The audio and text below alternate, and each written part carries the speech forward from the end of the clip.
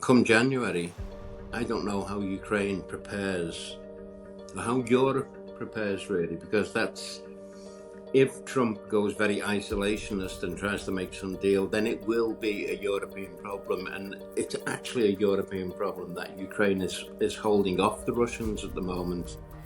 If Ukraine falls, then the Russians are at the door of Poland, and there is no buffer zone. That's Ukraine is the buffer zone. Ukraine are holding back the hordes at the moment. If America pulls the plug on missiles and aid in general, then that becomes a European problem, and Europe really has to react to that. Otherwise, it'll be too much of a surprise if it happens in January or February, or whenever Trump's skittish mind decides he's had enough. Then the problems for Europe become massive. The problems for Ukraine, they just bloom. Well, Trump, if he wanted as US president, could literally just stop providing almost all US aid. Now, that would have a huge number of problems, mainly in terms of artillery ammunition. There'd be a huge shortage of ammunition on the front lines for Ukraine's guns. The re-election of Donald Trump will have massive impact on the world, and in the world, none more so than the people of Ukraine. Donald Trump has already tried to hold up supplies to Ukraine last year and throughout this year with his Republican stooges. He has cozied up to Vladimir Putin. So the prospects of a Trump victory, of a second Trump presidency, have massive impact on the people of Ukraine, its armed forces, who have been struggling for 2.5 years against the might of the Russian army. So while the rest of the world will be looking at what's happening in Washington, commentary there, after covering this war for 3 years, we thought it best to talk to the people of Ukraine, the experts of Ukraine, find out how they've greeted the news and how us many journalists who we've worked with out there think this will impact in this, the biggest war in Europe since the Second World War. Well, first we go talk to Oz Chatterjee. He was on the front line during the invasion of February 22 and has actually produced and directed with us, with Byline TV, an amazing film called The Battle of Kiev, which has won awards at festivals and will be on Byline TV very soon. So as Oz, what did he make of the Trump re-election? I think the Ukrainians, Kyiv in particular, the Ukrainian government is going to be very unhappy about this result, no matter how they're going to diplomatically try and spell it out. Obviously one candidate in the US election was promising to keep aid, military aid for Ukraine, and another was promising to end the war under terms that were favorable to Russia. So I don't think it should be any surprise to people back home that there would have been a preference here in Kyiv. But look, what's happened has happened now, and now the Ukrainian government has to navigate those waters. It has to navigate a Trump presidency. It has to navigate fighting a defensive war against a much larger opponent with the threat of the military aid it's been receiving from its largest, most powerful ally being taken off the table. Now, there's no guarantees that's going to happen yet either, but that seems to be the way that the Donald Trump and his, partners in his potential incoming administration have framed the war in Ukraine as a problem for American resources rather than an issue to do with freedom, security, sovereignty of Europe. I think the actual Russian election interference, it definitely happened. It's happening all over the place. But I think the biggest reasons for Donald Trump's victory have much more to do with domestic economic reasons, inflation being the largest one. I think prices in America have shot up by about 20%, and wages have too, but that doesn't really change the kind of vibe that the people have, that everything's getting expensive there. And look, having just visited the United States, I can tell you just how shocking it was, how expensive everything was. And that is obviously going to be having an impact on people. It doesn't matter if they're earning more money, because the way they see it, things are more expensive, and they wanted a change in that. And that to me feels like the way they voted, rather than anything to do with foreign policy reasons. Obviously, Russia had preferences, but I don't think their shenanigans would have made a big difference to changing the outcome, particularly when Donald Trump won the popular vote. I mean, the votes are still being counted as we're talking, but it looks like a massive swing to the right for America, and I don't think Russia has that much power with its influence operations. I think if aid ceases to Ukraine, the war will get much harder for Ukraine. I don't think the Ukrainians are about to surrender. I don't think they're about to make territorial concessions. If they were, that would be a death sentence for the government here, that they would be overthrown by their own people. The polling here, it shows that the people are still overwhelmingly opposed to making territorial concessions to Russia. So I think the story of the war is that the war will continue. It will just get harder for Ukraine, and more Ukrainians will die. So I think that's something that the Europeans now are going to have to consider, whether they're willing to watch Ukraine fall.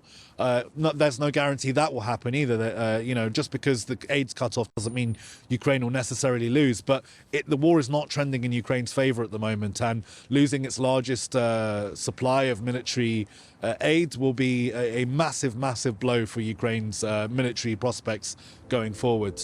Next, we'll be talking to the New Zealand journalist Tom Much, who's also written for Byline Times. And we'll be asking him, against all the obvious difficulties which this causes for Ukraine, the Ukrainian armed forces, with America potentially backing off its support, are there unexpected avenues, opportunities the arrival of Donald Trump will open up for Ukraine on the front line? So the Trump victory was obviously a shock for everyone here. A lot of people are very scared, and in some ways it feels like the first couple of days of the war, when absolutely no one knew what would happen. Now people are very worried that Trump could just decide, he's so unpredictable, that he could either have a fit of pique and get angry at Zelensky and just suddenly cut off all US aid to Ukraine, or he could finally somehow get himself invested in the war and decide to massively increase arms deliveries to Ukraine. Quite simply, no one knows. So it's a very, very scary time, and people here are really worrying. Could the Ukrainian army just collapse with no US supplies, or could it even do better and start taking territory back again? I've seen a lot of fairly worried, frowning faces, people with bags under their eyes that have clearly been up all night, who do not look particularly happy. This is a worrying moment for Ukraine. Most Ukrainians know that Trump has not always spoken about them in the greatest light. Trump's running mate J.D. Vance said he didn't really care what happened in Ukraine, and I think now there's going to be a real concerted effort from Ukrainians to try and convince the Trump team that US support must continue. Well, Trump, if he wanted as US president, could literally just stop providing almost all US aid.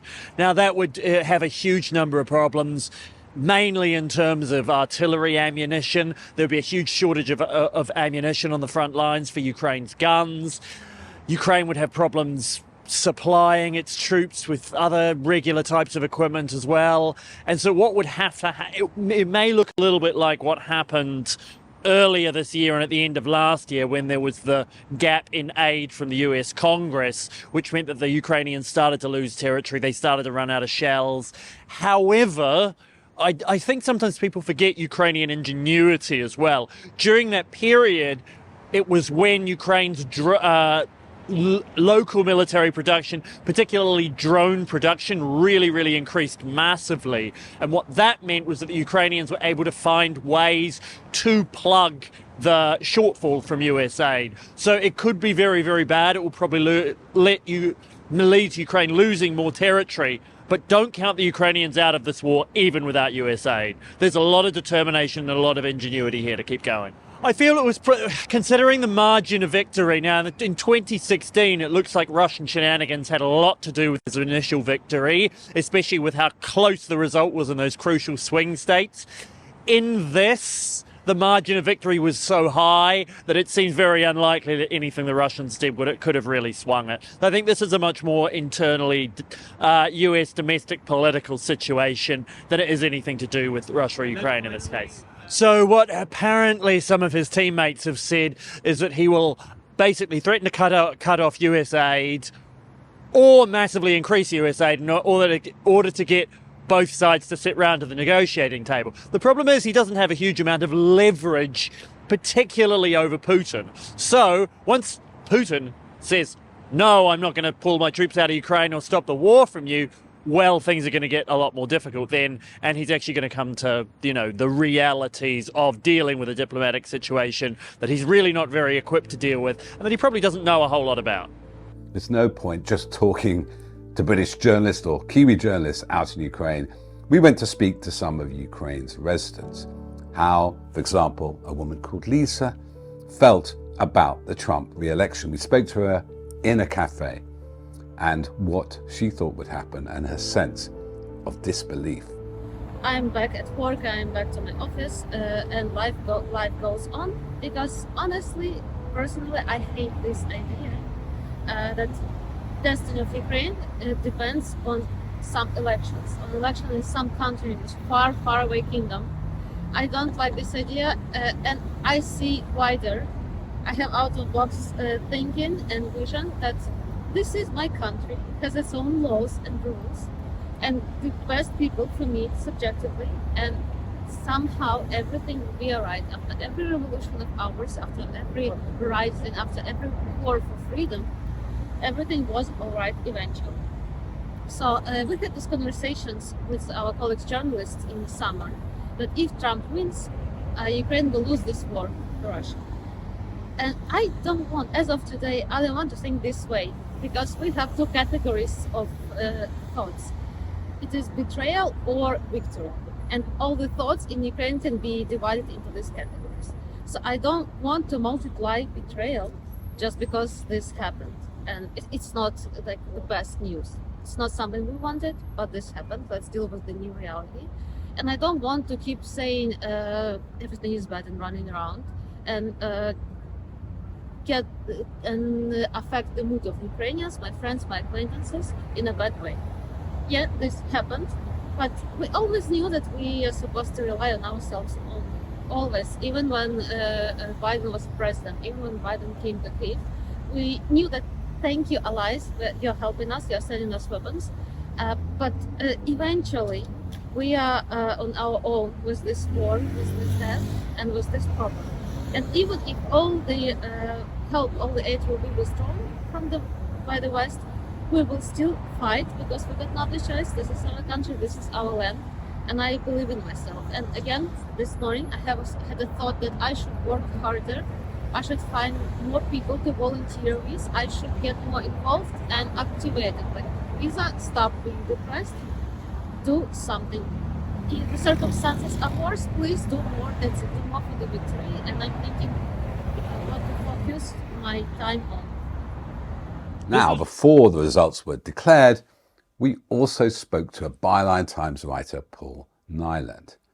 And he had his own thoughts about what a Trump victory would mean for Ukraine as it looks into the future.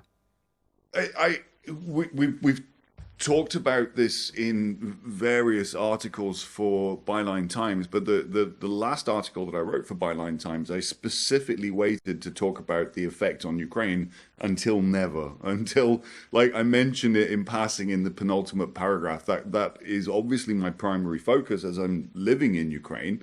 It's the essential military aid that Ukraine needs. That's my first and most important question. That literally keeps people awake at night. What I hope is going to happen, what I hope we're going to see is, and we're talking about this or recording this on the day that the Americans are going to the polls. What I think is going to happen is I think that Harris is actually going to win comfortably, because I'm watching a lot and reading a lot about the various demographics that are coalescing around her. Obviously, the women's vote is huge, and we can talk about the reasons why that is. The Dobbs decision to reverse Roe versus Wade and the impact that that has on reproductive health.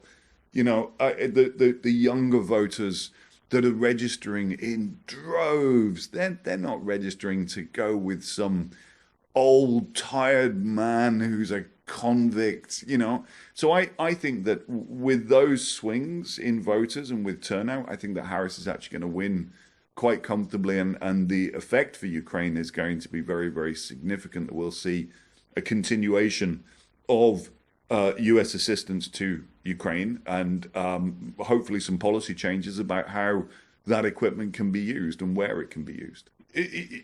I was watching actually the discussion with Chris Steele here on Byline TV also this afternoon, and what Chris was pointing out is that Russia likes to play in contests that are very, very close, where he can maybe tip things and just be the edge, just like tipping the scales just ever so slightly. Yes, you know, I mean, pieces of propaganda about, for example, election fraud that have already been publicly declared by security agencies in the United States to having been originated from Russia.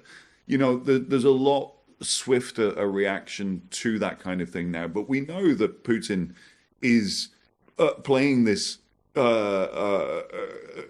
election for all that he can, because he has literally everything riding on it. If Putin can help to deliver, again, Donald Trump to the White House, then that will mean a significant reduction in the amount of aid that's coming to Ukraine, and possibly a capitulation being forced onto Ukraine as a result of blackmail through withholding said military assistance. And we know that Trump has got form for doing that, because that's what he was impeached for the first time round. The number one biggest threat that Trump poses to Ukraine is the same as the number one biggest threat that Trump poses everywhere, and that is that he is ignorant. First and foremost, he's ignorant. He does not understand situations. He has no ability to learn about situations, because he's not only ignorant, he's stupid as well. And now, you know, as a man getting on in life, if it was any of our parents or grandparents, we would be concerned about their state. We'd be concerned about their mental state and their frailty. But yes, Donald Trump going back into the White House with the frailty that he has and his erratic nature and his self-centered and transactional nature, that poses as a danger, which is exactly as I wrote in my last Byline Times article. It poses a danger in many, many different ways. The man is a felon awaiting sentencing. Like, how does it even work? He poses a constitutional danger to the United States, but an existential danger to Ukraine in this struggle against Russian aggression.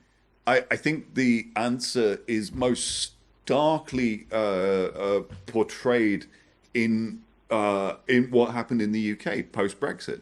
And it is that it was the beneficiaries who were in control of whether those things were looked at or not. And we know from the parliamentary committee, I think it was on sports media, that the government didn't want to look into Russian interference and the effect that it had in Brexit, because that is the same government that had tasked themselves with carrying this thing out and pretending like it was all normal. They were co-guilty parties to the crime, and so of course it didn't get investigated. And then we saw it with Trump as well, how much he did to shut down James Comey's investigation by firing him, how much he did to limit the scope of the Mueller investigation, and then inviting Lavrov and the Russian ambassador to the United States at the time, the big chunky one, I forget his name, inviting them to the Oval Office to boast about having done these things. The beneficiaries of the crime were the ones who should have been investigating what had actually happened, but they knew what happened.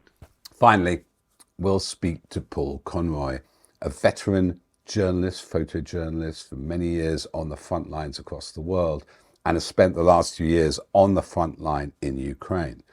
Now, he'll be looking at not only the developments on the front line and how this earth-shattering election result will affect those, but also the really vital role of disinformation, online propaganda, and how that's shifted the battlefield, the non-kinetic battlefield of information warfare. Oh, look, it was, the initial reaction is it's your worst nightmare come true.